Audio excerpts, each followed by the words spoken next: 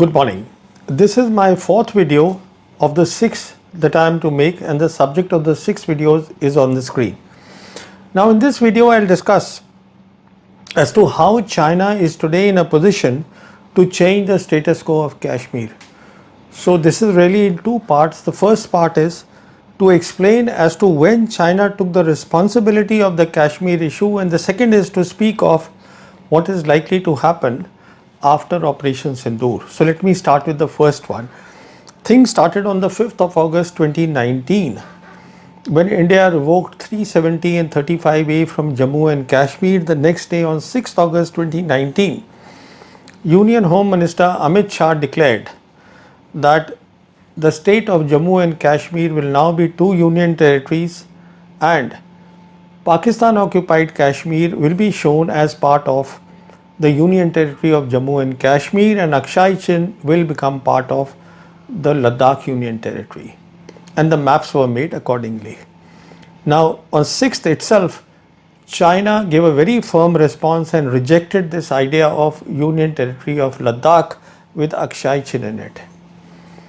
On the 11th of August, External Affairs Minister Jai Shankar travelled to Beijing to meet up with his counterpart, Foreign Minister Wang Yi, and explained to him that while we are showing Akshay Chin in the new maps as part of Ladakh Union Territory, it will not make any difference to the line of actual control on the ground. The Chinese rejected the suggestion. Meanwhile, the Pakistani leadership was also extremely perturbed, and both the Prime Minister and the Army Chief then, Imran Khan and General Bajwa, they went to China for consultation, and both had a one-on-one meeting with President Xi Jinping. Next we know is that in April of 2022, Pakistan released its first national security policy, where I was also invited to attend. Now both the Prime Minister and the Army Chief spoke on the occasion. Now after that, I got the opportunity to speak with the Army Chief General Bajwa, and I asked him, I said, what about the Kashmir issue, which is your core issue? Because when I see the national security policy, it talks of development, connectivity and the human factor, and he told me that when he met President Xi Jinping told him to concentrate on development. What Bajwa did not tell me is that Xi Jinping had taken the responsibility of the Kashmir issue, which when I saw the events in subsequent months unfold, it became clear. So what happened was, then two things happened. One was happening on the military field and the other on the political side. On the military side, in October 2019 itself, the number 2 person in the Central Military Commission, the senior vice chairman of the PLA, he travelled to Pakistan and spent a full week there, which is unusual. He met up with the entire political leadership and separately with the 3 service chiefs, and gave total assurance of PLA and China's support to the Pakistan military, which we saw happened. They got the military technology, they got the military assets, and both the military started doing advanced military exercises.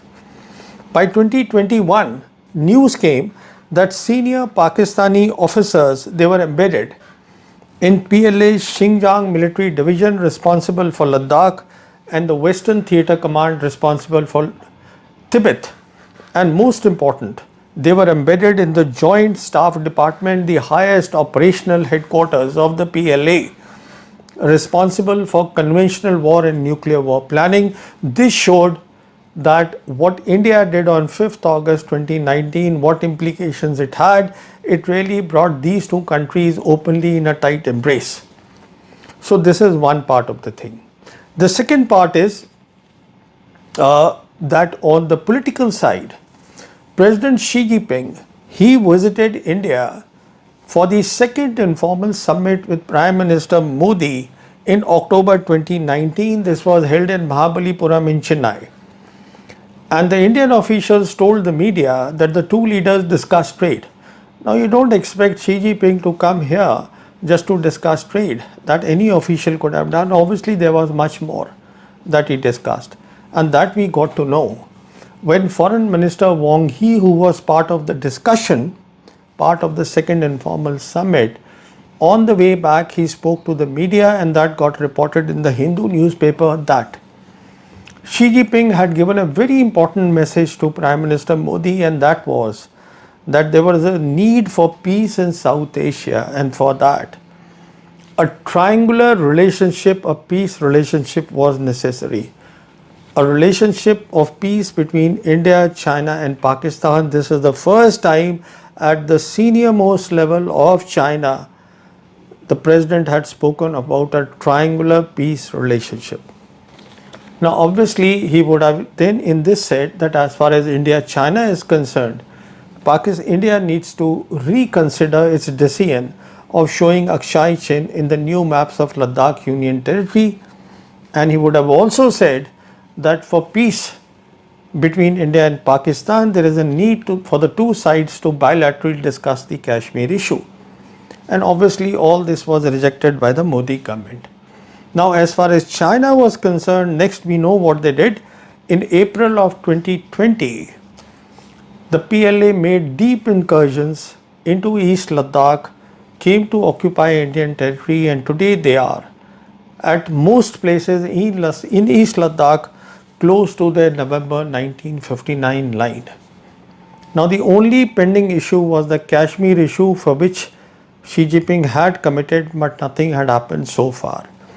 Now let's come to Operation Synindur and the outcome of Operation Synindur. Obviously the Chinese are very happy with it because they have noticed that their weapons have done very well in the hands of the Pakistan military, and the world by and large accepts that today India and Pakistan militaries, they are peer competitors. Now this is a big thing. So the Chinese have come in open support of Pakistan, so much so that one of their senior commentators, Dr. Victor Gao, when he was asked by an anchor of an Indian television about what sort of a support China is given to Pakistan, very brusquely he said that nobody should double guess the relationship between China and Pakistan, which is ironclad. The Chinese commentators are usually not brusque or curt. I won't use the word curt, but they are never so brusque. But now they want to speak things very clearly and very plainly to the Indians. It is against this backdrop that the Pakistan Prime Minister, obviously after due consultation with the Chinese, offered peace with India if India was willing to discuss three issues, and they are water, trade and Kashmir. Kashmir, as we know, is their core issue. Now on water, after the Pahalgam massacre, the Modi government put the Indus Water Treaty in abeyance, and now it says it is in abeyance indefinitely. Now what this means is that this will not stop the flow of water to Pakistan, but what it will do is that it will deny the Pakistan officials the water data, which will disrupt Pakistan's water management. They will not have the forewarning of the impending drought or a flood there, which of course is not acceptable to China. And how we know that is, at another television channel, Victor Gao, when he was asked about this treaty, that this Indus Water Treaty and what India has done and how does China react to that, he said, don't do to others what you don't want to be done to yourself. He was clearly referring to China, India and Pakistan. China is the originator where the Brahmaputra originates and the Indus originates in Tibet. And then that river comes down, becomes Brahmaputra in India, and then the Indus through India then goes to Pakistan. So he said that at the uppermost level is China, at the middle level is India, and at the lower level is Pakistan. So in this context, he gave a very stern warning, but when he was further probed that why should China get into this because Indus Water Treaty is a bilateral matter, he replied that China may need to step in whether India likes or not, whether it is bilateral or not. This should give a very clear message about what the Chinese intend to do and how they want to support Pakistan. Let's talk of trade.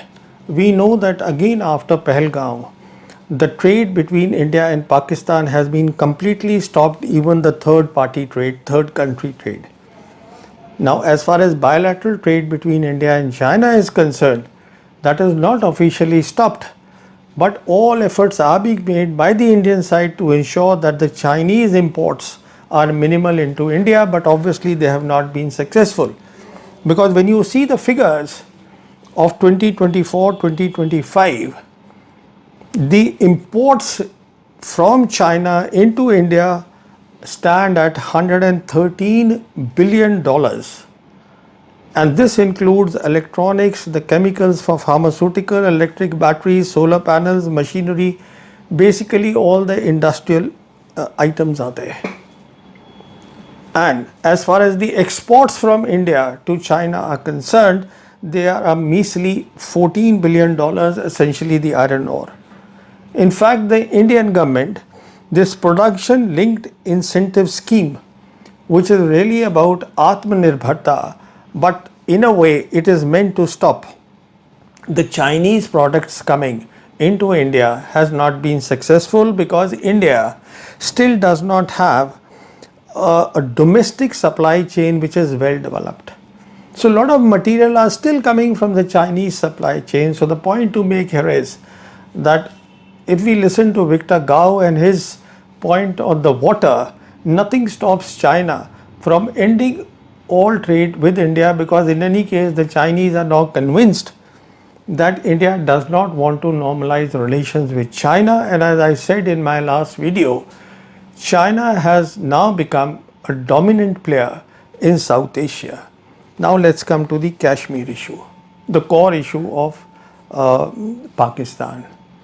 Now we heard President Trump, the American president, say that he would like to mediate on Kashmir if the parties want him to do that, and obviously India is not interested in any mediation because India says this is a bilateral matter. But as far as China is concerned, China is today not only a party to the Jammu and Kashmir, because when you see the erstwhile Jammu and Kashmir, in that China is today sitting in East Ladakh physically.